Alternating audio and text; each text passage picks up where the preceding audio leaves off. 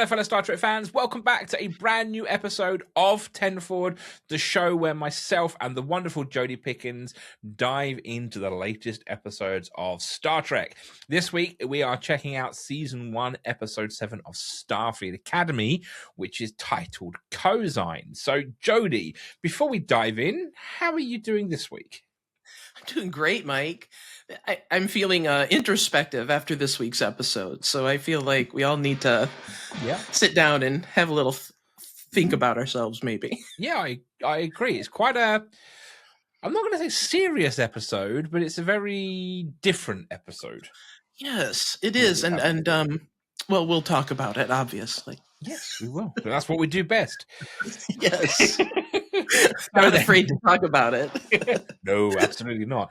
So then let's delve in. So this week's episode opens on spring semester, and the campus is kind of pretending to be normal.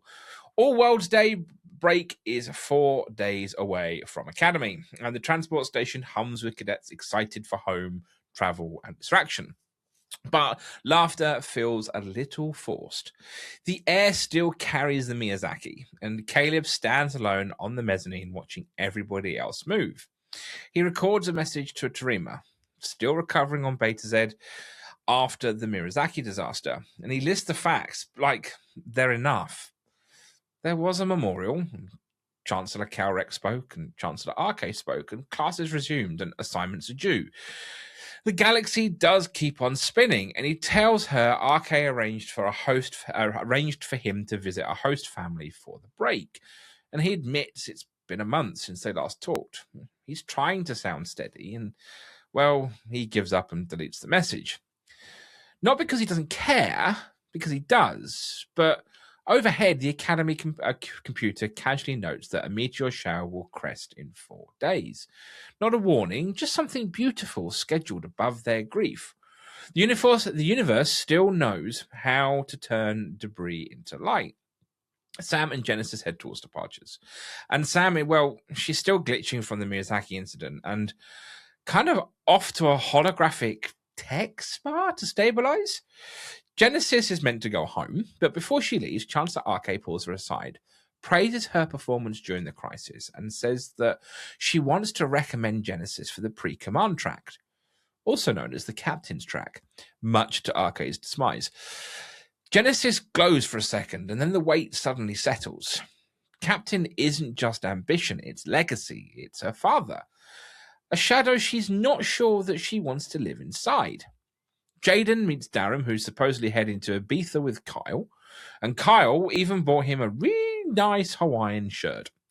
Jaden eyes it like it's dangerous, and Darren's jealousy over Kyle is, well, pretty obvious, and Kyle knows it. In her office, Arke is overpacking like someone who never rests. Kayla confronts her about News Baraka and his mother, and, well, as a shock to nobody, he's angry, but that she didn't push harder for answers during the Miyazaki fallout.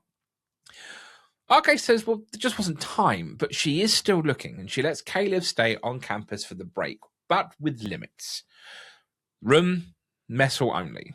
Professor Jet Reno will be checking in. Everything else is sealed. And then something happens. Gold object rolls across the corridor near Darren, and he picks it up. 2 figures in black appear, press something against his foreleg, and he collapses, and a portal opens, and Jaden sees it all. He hesitates for just long enough to remember Ibiza. And then he drops the shirt and runs through the portal, and it, well, deposits him on the sunset moon in the Kionian realm. Karam sits aside a ceremonial tent wearing a silver laurel. And the kidnappers, well, they're attendants. And Jaden isn't there to fight. He's there to serve. He's Darren's cosine. Best man in Kionian. Darren is promised to Kira, his childhood friend and Kionian royalty. And he swears that, well, he didn't expect it so soon, but tradition doesn't wait for anybody. Duty doesn't ask. Back at the academy, Caleb drifts through break like a ghost until, well, Genesis reappears, and she claims that her father got called away and that she didn't want to stay, and, well, break doesn't feel useful. Caleb notices that she's been trying to hack something and says, well, it's homework. It's obviously not. They sneak into the doctor's lab and play an unauthorized game involving medical supplies, toxic or not. And, well, Caleb guesses wrong. His ears swell, his face swells, his hand swells, and, well, Genesis fixes him with hyperspray. He drops the container and a slug escapes. And it's a warp-capable slug at that. Now they're chasing a toxic warp-capable slug through the med lab during a break. Completely normal. And they finally trap it as, well, Jet Reno limps in mid-argument over comms with Commander Thok, who is panicking because Jet Reno is injured and cannot emotionally process the reality. Even in crisis, their dynamic is sharp and funny. The subtext is simple, though. Please stop almost dying. Back on the Sunset Moon, Darren and Kira share a quiet moment, and she asks if he's sure, and he says yes. They kiss, they cling, and something unspoken hangs between them. Jaden sees it, and, well, Darren begs him not to leave. His parents are counting on him. Kira is counting on him, and, well, the Kionians believe in him. He's trying to be who he was raised to be. Back on Academy, Genesis presses Caleb about Terima, and he admits that he hasn't spoken to her since the incident. And he only gets updates through Occam. Genesis makes it clear that silence isn't strength, it's avoidance. And, well, she confesses the real issue. RK's pre-command recommendation. She doesn't know if she wants it. Or, well, if she just wants it to prove something to her father. So they break into the bridge. Genesis sits in the captain's chair, and Caleb runs some diagnostics. She tries to bring the warp core online, and that's it. Caleb freaks and shuts the whole thing down. Whilst he is distracted, she pulls the command key from the captain's chair. And he realized this wasn't some random rebellion. She needed access to her Starfleet application before Arcade submits her recommendation. She's changed something, and she won't say what. And then Jet Reno catches them. Back on the Kionian Sunset Moon, the wedding ceremony begins, and Darren announces that his co-sign couldn't attend. Then Jaden steps forward. His speech isn't about glory, it's about presence and showing up. And leadership as service, not power. He honors Darren's strength and the way that he carries responsibility. And, well, the words land, especially to Kira. Back on Academy, RK returns, and she ain't happy because, well, breaking into the bridge, kind of a big no-no. In her office, Caleb tries to take blame, but Genesis, well, she does the right thing and doesn't let him. Under pressure, Genesis admits that, well, she altered the references that got her into Starfleet Academy. And the originals described her as afraid to choose, afraid to belong. And RK doesn't soften it. That's it. No pre-command track. Academic probation, 200 hours of menial service, but she doesn't expel them. She sees their potential, well, and their fear. Back on the Sunset Moon, Kira pulls Darren aside. And look, she says, you need to abdicate. They'll annul the marriage. Jaden's speech describes someone that she just doesn't recognize. And the version of Darren she loves is the one who left for Starfleet Academy. He committed out of obligation, not desire. She deserves more than that. And Darren apologizes. Kira tells him it's fine. And she announces the annulment herself. Jaden finds Darren and puts an arm around him. Let's go home. Back at Academy, cadets gather as the meteor shower ignites the sky. Light scatters across the windows, and for a moment, everyone stands together watching something beautiful made from wreckage. Caleb and Genesis scrub through their service hours, literally with a mop and bucket.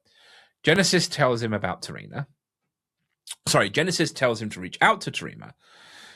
Not because it's easy, but because it's right. And this time, Caleb actually sends the message. And it's honest. He admits the distance, the fear, the habit of keeping people out. And he tells her he's spent his life controlling how much of himself anybody gets to see. Maybe she was meant to see it. In a rebuilt Starfleet, after loss and failure and fear, the thing that saves them isn't rank or legacy or ceremony. It's connection. Jodie, this episode was heavy in places just based on what happened last week. But I think before we kind of dive in, there's something that we really need to find that we need to get to the bottom of, and that is who is Specialist Krebs and what is going on with this damn Talaxian furfly? If this isn't the best background lore being built ever, I don't know what is. I mean, every time I hear it, I stop the show and I am just like reveling in it now because I wait for it to happen. It's going to happen.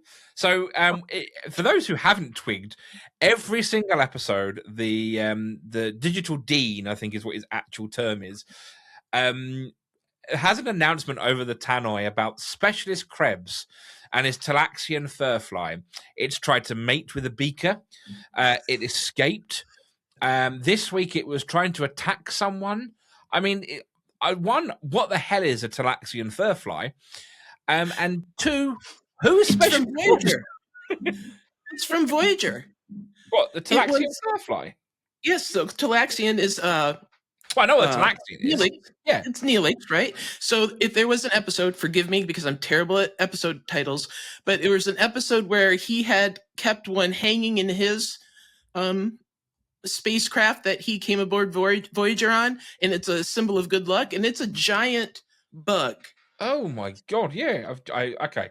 I must have completely missed that in Voyager. Random Voyager facts from Jody. It's a massive moth. It is. It's huge. And he wanted someone else to use it. I don't remember, but it was a good luck charm. Like a rabbit's foot, we would, know. Yeah, that thing's hideous. Okay. So, another question. What the hell is that doing in the Academy? In the Academy, of all places. How are they still alive in the 32nd century? Like, these things... Well, if they're like a moth, they probably just fly to the closest light and hover.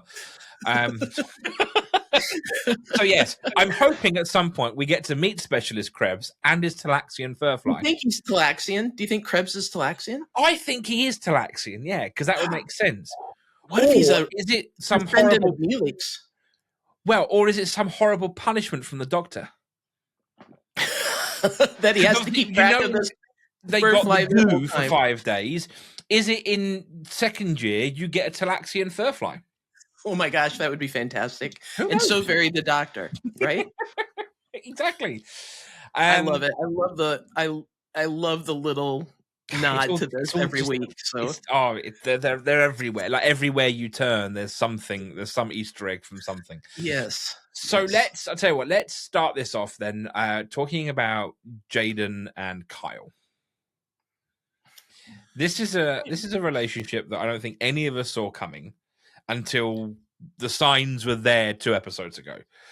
And I'm really happy with this relationship. I really like this relationship. It's so, you've got War College douchebag on one side. You got a pacifist Klingon who wants to be a microbiologist or whatever it was. Anyway, and the two have just kind of collided together in the most wonderful way possible, and I'm so here for it. We need a bridge in the storyline between the Academy cadets and the War College cadets, and the fact that it's this Klingon from a warrior race who is channeling his inner pacifist Worf, in this new era, the great kilt. And the great, come on, I mean, I don't think it's quite a scant because it's not a one piece, but I'm going to go with kilt. I'll take the kilt. A skirt. I don't care what you call it. I love Jaden. I love the character. I love what he stands for and what he is representing. But then you combine him with Kyle, who doesn't seem like he should be in the War College. He just doesn't come off as that persona to me. But I think he's going to surprise us at some point and be this. He's going to be the warrior that maybe Jaden was supposed to be. Yeah, I mean, was it episode 3 is when they're doing the gymnastics and stuff, or is that episode 2? I think it's episode where 3. They had the game. Yeah, where they had Calica and that. Was that 3? Yeah. No, I don't remember. Anyway, whatever episode that one was. There's this whole, they have to climb the ropes, and here comes Caleb, sprints up there like nobody's business, and it's pointed out that Kyle is the best the War College has got, and he was left way behind. That's kind of the first time we really get to see Kyle, and then we had these little hints, where Jaden tells that horrible joke. and Kyle is here for it. Yes, I mean, he hangs on every word of Jaden's. Like he loves Jaden. That is clear. Yeah, he gave him a Hawaiian shirt. I mean, that's love. Yeah, I mean, absolutely. And I love how tortured Jaden was over it because he's like, I really like this guy, and he gave me this hideous thing. So I love that little hint to Klingon, right? Like, because a Klingon would be so mortified at putting a Klingon shirt on, putting a Hawaiian shirt on. Yeah, but you know, I love them. I love them together. I want more of them together. And please. I love the final scene. The final scene was fantastic because they've just come back from Kionia. They see each other. They're shouting and waving at each other from each side of the atrium. Well, and Kyle wasn't mad that Jaden took off to. No, he absolutely. None of that existed, and I love that. Like that's an understanding relationship. Like there's some grace given. Maybe you and your best friend, I don't get along with your best friend that great because Darum's always given Kyle crap. And also Darum's an arsehole.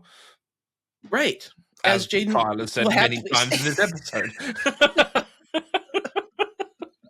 But I love that it's like they're normal. They understand each other and they're willing to give and take. And I love seeing that displayed in a queer relationship on Star Trek. Thank you. Absolutely. Couldn't more of that, please.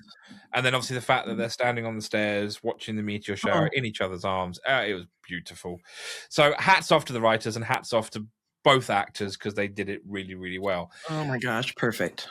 But we also got to see a Darum-Jaden relationship this week, which is something we haven't seen before because, they've interacted with each other. First time they interacted with each other is in episode 1 with the binoculars.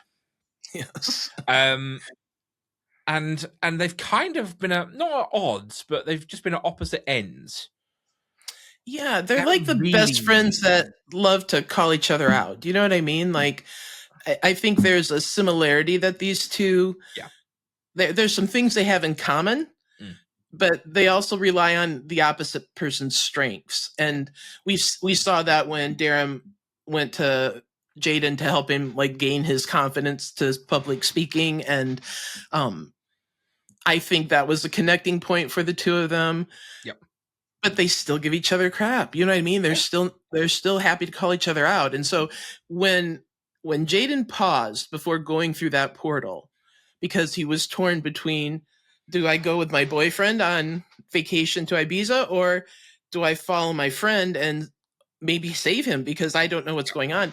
And he chose his friend, which he should have, because at that stage we didn't know. He didn't know. That's what also was happening. just morally the right thing to do anyway. And I also like the fact that Kyle wasn't jealous or angry or anything around that, because as we all know, shit happens and life gets in the way, and and so on and so forth. But and I think the growth we got to see between Darum and Jaden this week was fantastic. Oh, it was. I love that bit when he stood in the doorway of the tent, and Darum goes, "He's my cosign," and he goes, "What?" and just drops this bloody great boulder. So he's got the Klingon strength. We don't have to worry about that. That's a real thing. I love that because and I think what this episode did so well, we've seen it in the other previous episodes, but we really got the balance of here's some comedic, lighthearted moments, partnered with all this very serious stuff. Yes. And it was just a wonderful balance, because it was just, here's a little comedic moment. I'm going to drop this giant heavy boulder and shock. Great. Awesome. Made me laugh. But I really enjoyed that. I really enjoyed that relationship and that growth. And it'll be interesting to see how it progresses now in the coming episodes. Because I think now they've kind of had this moment together where, they both know where they stand. I mean, Kyle still calls him an arsehole. Yes. Sorry, Jaden still calls him an arsehole. Yeah. I think it's great. So I'd be really interested to see how that goes. What I love too is that these three characters are inspiring loads of fan art. Yeah. Oh yes. It's just, I love that, and it's just that's what we want. That's what Trek should be doing. Exactly. Slugs can fly at warp. Some slugs can. Yeah. I mean, to be fair, it's not that absurd because we've had ships flying on a mushroom network. So anything's possible. nature and science. Yeah, they go hand in hand, right? The fact that made me laugh was the fact that they dropped it. The slug starts to escape, and they go, "What is it?" It's not like it's warp capable, and then poof. That it is, and I love how it left slug marks everywhere it landed. Everywhere it landed. It was just the detail of that whole scene was brilliant, and the slug felt very real. Yeah, and in fact, you had all of this goop drooping from the ceiling as Jet Reno is fixing her toe, whilst pacifying her other half, who thinks that she's about to die from a stubbed toe. I want more of the space anties. I'm just going to say it. I want more of Reno and Thorpe because they're just amazing together. They couple this dynamic of a relationship, but the comedic level of the two of Tig Notaro and Gina. Oh my gosh. I think that's what you get when you put two comedians together to bounce off each other. Comedians, let's be clear, because those comedian. Two. Yeah. Oh my gosh. I love them as much as I loved seeing Jet Reno with the doctor last week or the week before, whenever that was. Yes. They just their timing is impeccable and their delivery is fantastic. And that scene nailed it. There's so much to unpack in there, but just in the dialogue between Reno and Thorpe, because it was just brilliant. Yes, I know you stuffed your insides back inside of you, my dear, but it's my toe. I'm not gonna die. Exactly. Yeah. So Genesis. Oh my. I think imposter syndrome is the first thing that comes to mind here. And she's got it bad, I think. And it must be hard having a dadmiral. Yes, that's now a canon term, and I love it. In the Trek Encyclopedia. Yeah, exactly. It's real.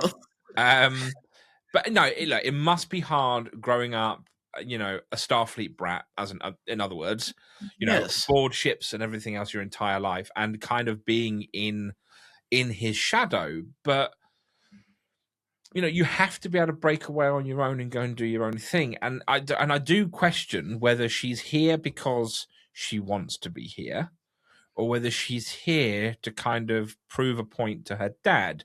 And her references said exactly that. Yeah, which is why she's trying to cover it up. Yes, and I think it's valid. I really, after watching this episode, Genesis makes me feel a little bit of Tom Paris. Yes, and here I'm getting another Voyager reference in, so thank you, Jody.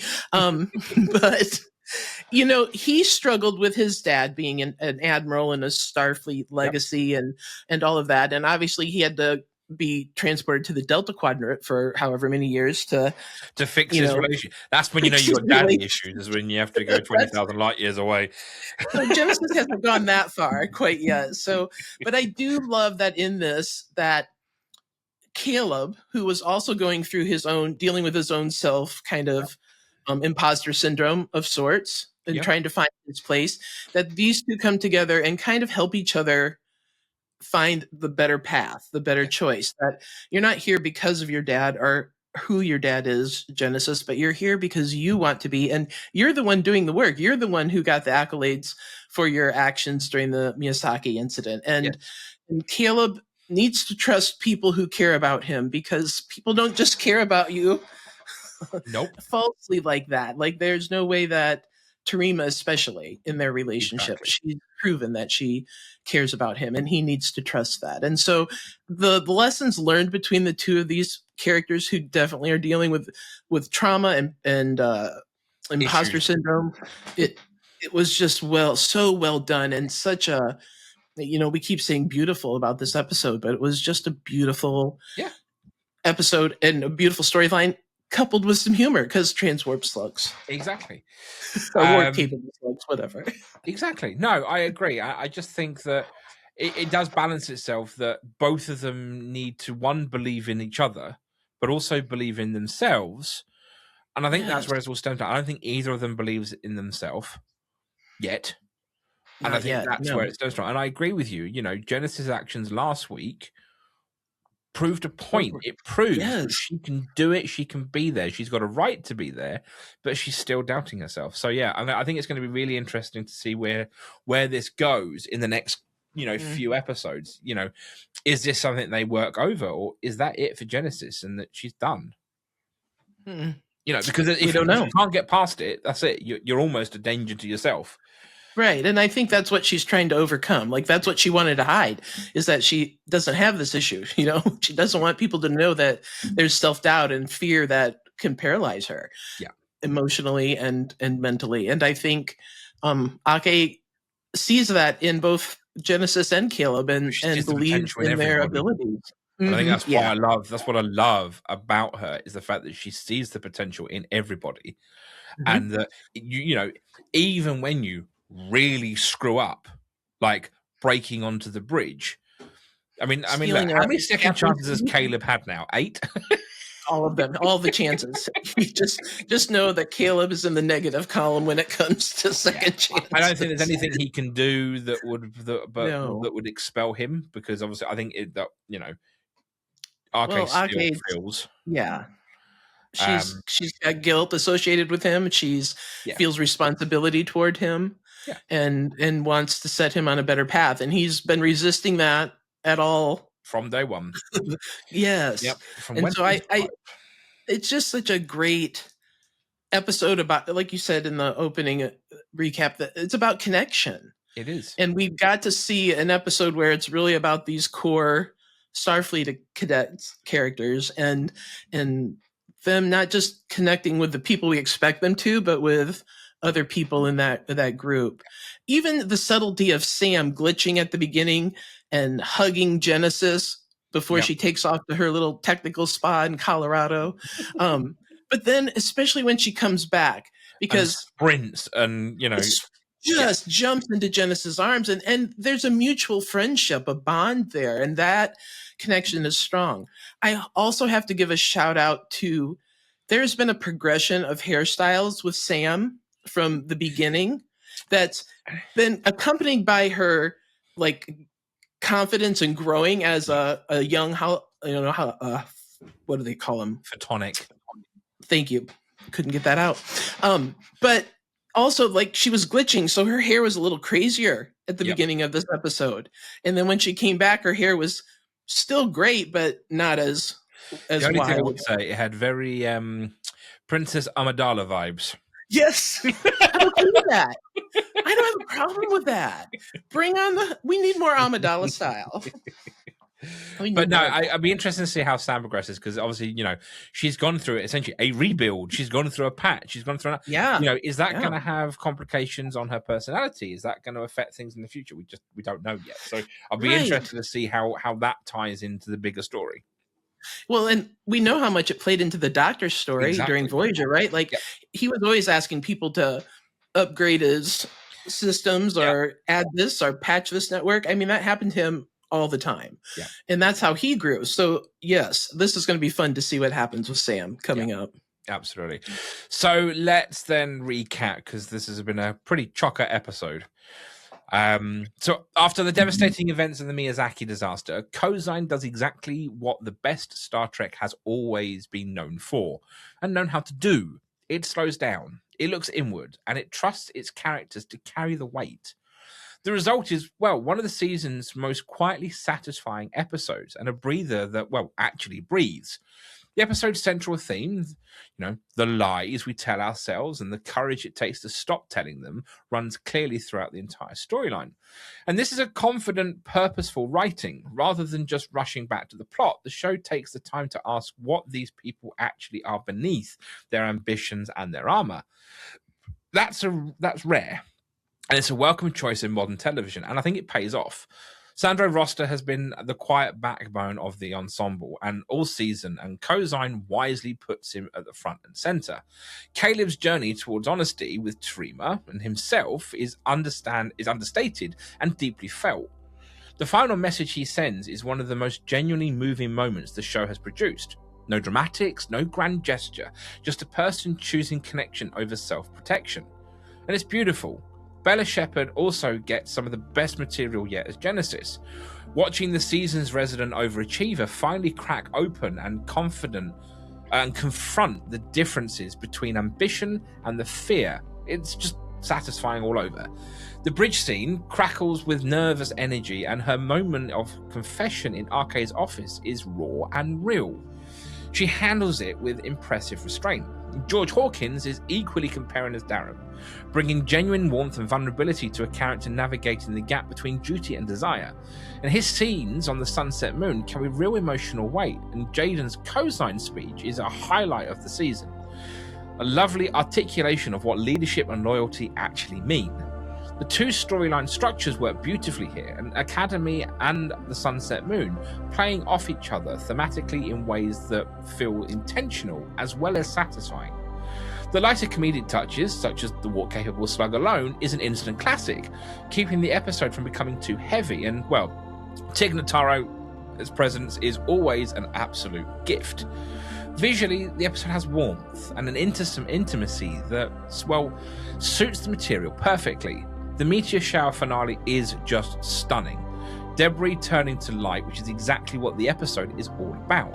It's the kind of image that Star Trek does better than, well, anything else out there when it's firing on all cylinders. Cosine won't be the episode people point to for spectacle.